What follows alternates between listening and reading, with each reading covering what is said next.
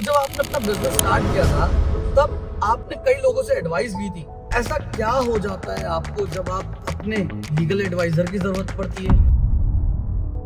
आज अगर गौर से याद करो, अच्छे से याद करो, 90% लोगों ने आपको मना किया था कि यार लुट जाओगे, बर्बाद हो जाओगे, मत डालो पैसा, मत करो बिजनेस। अब एक और खुलासा मैं करूंगा। 1 मिलियन दिरहम 3 महीने में कमाया मैंने। लोग क्या करते, टूट जाते।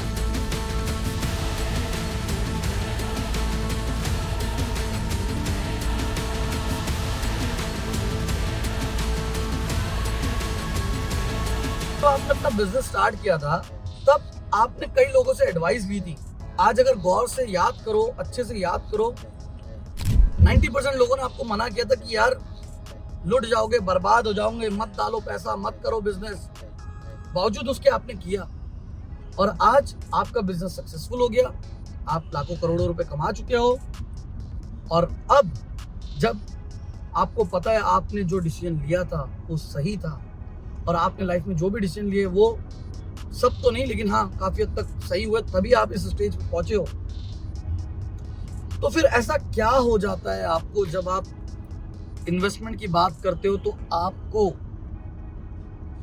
अपने लीगल एडवाइजर की जरूरत पड़ती है, आपको अपने अकाउंटेंट की जरूरत पड़ती है, आपको अपने सीए की जरूरत पड़ती है, आपको अपने बैंकर की एडवाइस की जरूरत पड़ती है।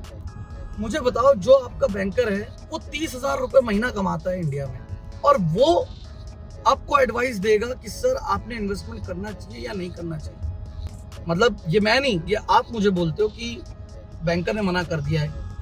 वो तो मना करेगा। उसका सबसे पहला रीजन, अगर उसको इतना नॉलेज होता तो वो आज इस पोजीशन पे नहीं होता। वो आज आपके साथ बैठा होता और आपसे बात कर रहा होता कि बताएं कहाँ इन्वेस्टमेंट कर सकते हैं। अब एक और खुलासा मैं करूंगा। हर किसी के अपने लाइफ में टारगेट्स होते हैं, नौकरी कर रहे हैं, टारगेट होते हैं।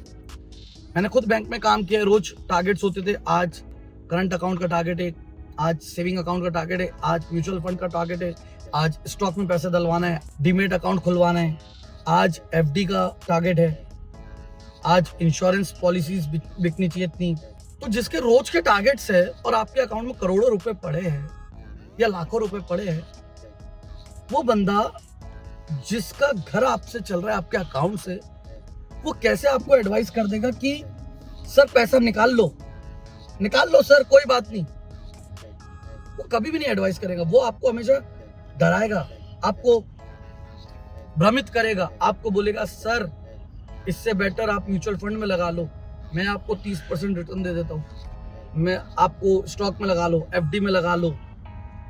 वो आपको अपने तरीके से लुभाने की कोशिश करेगा, डाइवर्ट करने की कोशिश करेगा और आप कुछ हद तक हो भी जाते हो बिना ये सोचे कि ये मुझे ये एडवाइस क्यों दे रहा है और क्यों मुझे मना कर रहा है रियल एस्टेट में, प्रॉपर्टी में इन्वेस्टमेंट करने के लिए, जबकि वो तो वर्ल्ड की सबसे सेफेस्ट इन्वेस्टमेंट है।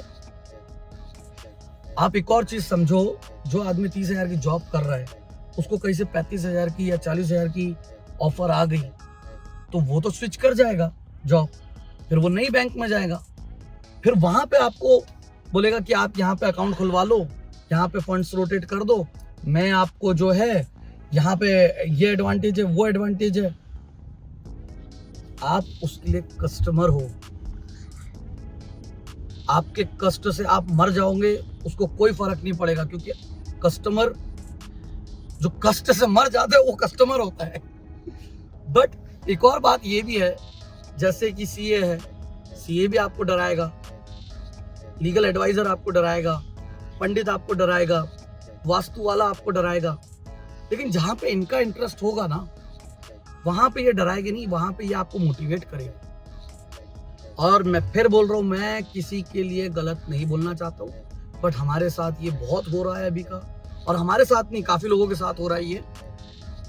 एक हम मेहनत से सही एडवाइस दे रहे लोगों को और कई लोग हमारी अच्छी एडवाइस को गलत बता रहे हैं, और ये सिर्फ हमारी नहीं काफी लोगों की हो रहा है।